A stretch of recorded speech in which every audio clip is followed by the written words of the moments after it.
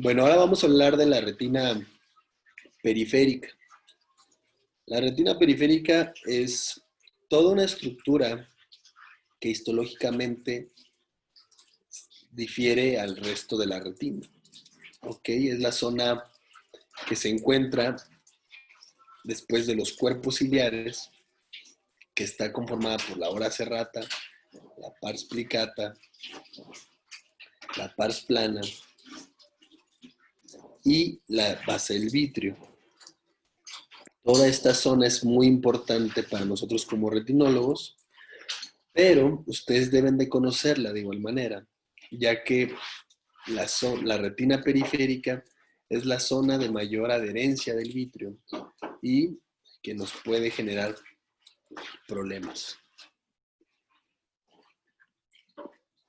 Algunas referencias anatómicas respecto a la retina periférica. La pars plana se encuentra a 3.5-4 milímetros del limbo, la base del vitrio de 4 a 5 milímetros del limbo y la retina periférica desde el limbo a 5 milímetros. Entonces, más o menos a 5 milímetros del limbo empieza la retina periférica. Por eso es tan importante, si quieren valorar la retina periférica, usar ese tipo de lentes de contacto, porque sí es una zona muy, muy compleja de llegar y que nunca va a ser revisada si no usan ese tipo de lentes con este grado de angulación.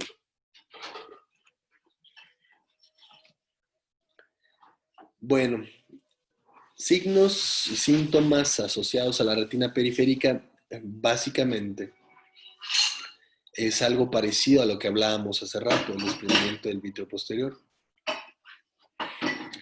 Los pacientes refieren fotopsias asociadas a DVP, es decir, cualquier situación que esté estimulando mecánicamente la retina va a generar fotopsias y normalmente es en la periferia. Fotopsias posterior a traumatismo ocular contuso, un paciente que sufrió un golpe y que refiere fotopsias, que pensar que pueda tener una alteración de la retina periférica. O que tengan escotomas periféricos, es decir, una mancha en una zona periférica que no se encontraba, ya sea de manera espontánea o de manera traumática, pues hay que considerar varias opciones. ¿En qué debo de pensar si este paciente me refiere a estos síntomas? Pues principalmente en lesiones de retina predisponentes para un desprendimiento de retina, o bien que ya tiene la retina desprendida. Entonces sí tomen en cuenta que ante la presencia de estos síntomas, ante el antecedente de un DVP, ante el antecedente de un traumatismo, por más leve que sea, y que tengan fotopsias, ¿sí? Entonces, eso es lo más importante, fotopsias, una valoración urgente bajo dilatación, para descartar estas lesiones predisponentes. Bueno, ahora vamos a hablar de la vasculatura de retina. Es importante tomar en cuenta que los vasos en la retina se componen por dos sistemas, un sistema arteriolar y un sistema venular. Y que, pues bueno, cada sistema arteriolar tiene arteriolas, tiene capilares, igual el sistema venular tiene venas, vénulas, y es igual que el resto del cuerpo, pero tiene algunas variantes anatómicas que es importante mencionar. Estos sistemas se originan de dos grandes troncos vasculares y el sistema arteriolar irriga la retina interna hasta la capa nuclear interna. Entonces la retina tiene dos formas de ser irrigada, es decir, de ser, de tener un aporte de oxígeno por un sistema arteriolar. Uno es por la arteria central de la retina. Estos vasos se van distribuyendo en un plexo superficial y un plexo profundo y llegan hasta la capa nuclear interna. Y el resto de la retina es irrigada por la coriocapilares, no por vasos directamente, sino el oxígeno pasa por esta capa y lleva pues sus nutrientes, el oxígeno, a esta zona de la retina. que es una zona bien importante, que es la zona de los fotorreceptores. Entonces, los vasos de la retina son muy importantes, hay que conocerlos, hay que ver cómo se distribuyen para poder pensar en alguna patología de estos. Bueno, el sistema arteriolar respecto a la exploración, este sistema arteriolar tiene un trayecto desde el nervio óptico hasta las arcadas nasales y temporales. ¿Ok? Estas arcadas tienen sus ramas y estas ramas llegan al ecuador, periferia media y extremo.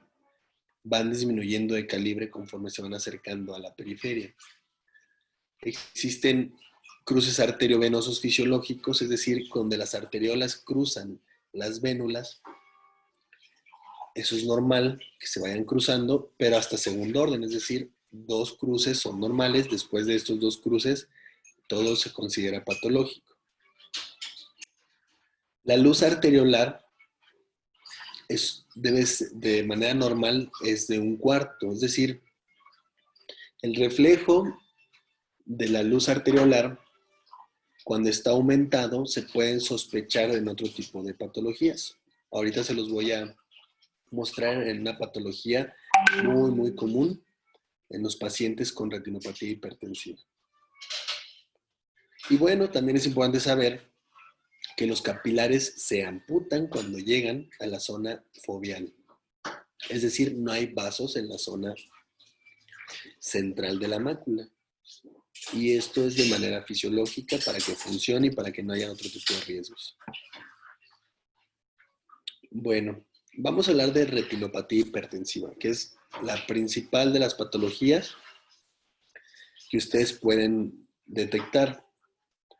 Aquí pueden ver en la imagen cómo este paciente tiene un gran daño por retinopatía hipertensiva.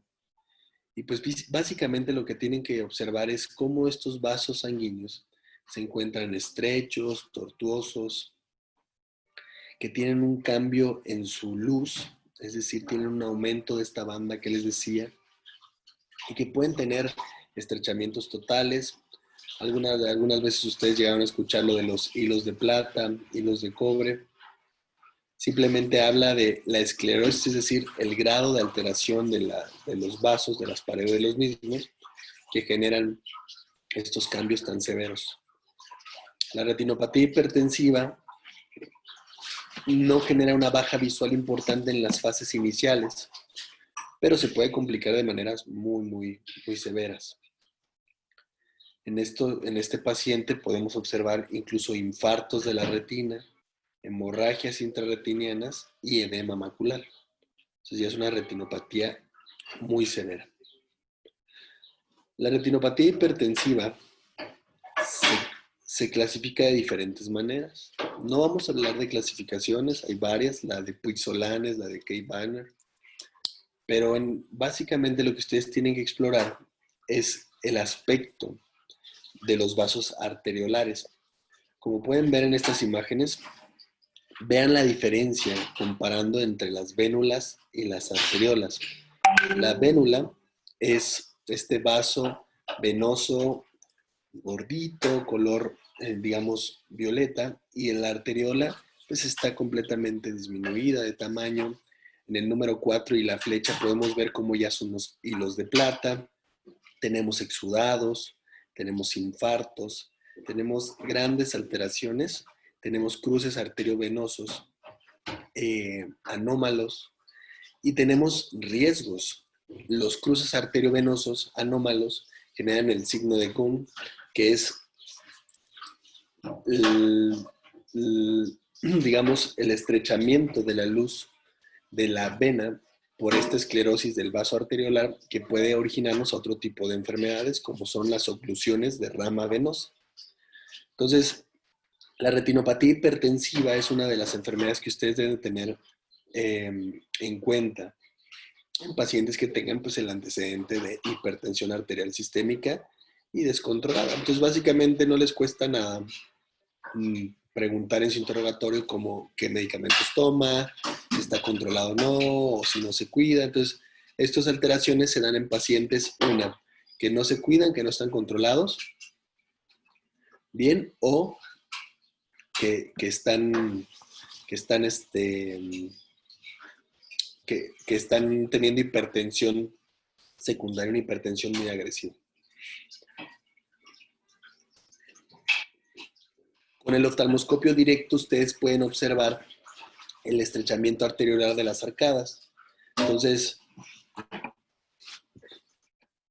es común que puedan ustedes con su habilidad asociada al uso de este tipo de dispositivos poder diagnosticar retinopatía hipertensiva sin ningún problema. Este tipo de paciente requerirá una revisión bajo dilatación, no urgente, pero sí de rutina, por lo menos una vez al año.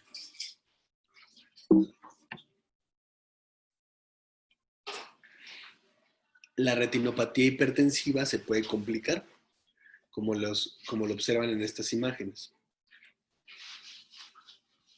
La retinopatía hipertensiva puede generar dos grandes complicaciones. Una de ellas es la neuropatía isquémica y el edema macular. Como pueden ver, este paciente tiene serios problemema en el fondo de ojo. Tiene una retina pálida, generalizada, con hemorragias. El borde de la papila óptica está completamente borrado, entonces esto habla de edema, de hinchazón, y tiene la presencia de engrosamiento en la mácula, líquido y exudados. Entonces, esta es una retinopatía hipertensiva complicada y no solo la función del ojito está comprometida, sino también la vida, ya que estos pacientes pueden tener infartos cerebrales o cardíacos en cualquier momento con este grado de alteraciones como lo vemos en su ojito.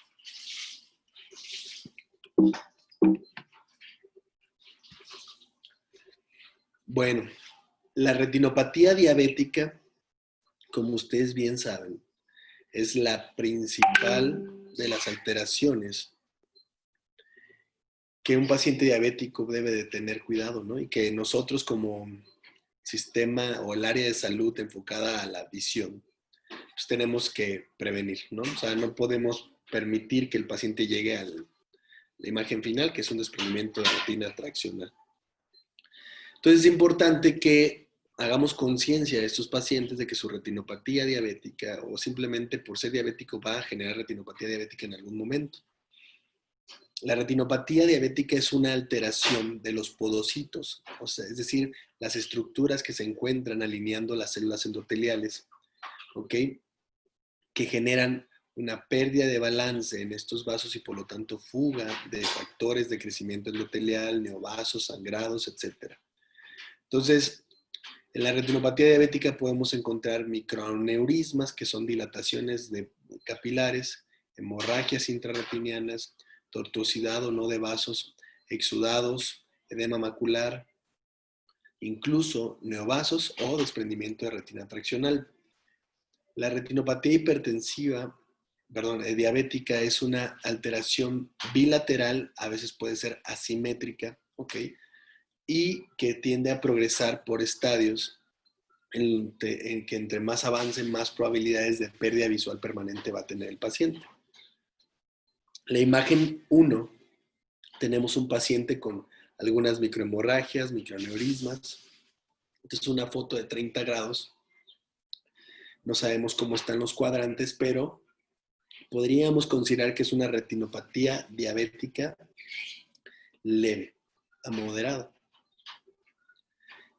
Si sigue progresando el paciente, si sigue teniendo isquemia, alteraciones en sus niveles de glucosa, puede generar el estímulo tan importante de la producción de factor de crecimiento endotelial y la producción de neovasos en todo el polo posterior.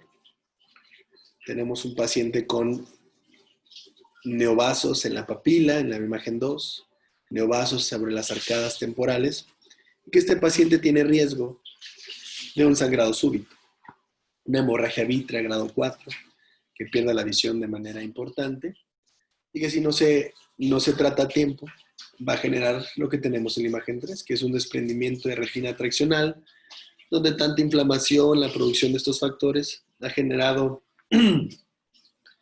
estos tejidos fibrosos, fibrovasculares, que van desprendiendo la retina poco a poco y el paciente quedará sin visión.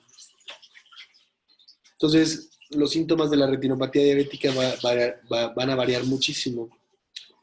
Los pacientes con retinopatía diabética de leve a moderada normalmente son asintomáticos, a menos de que se agregue edema macular diabético,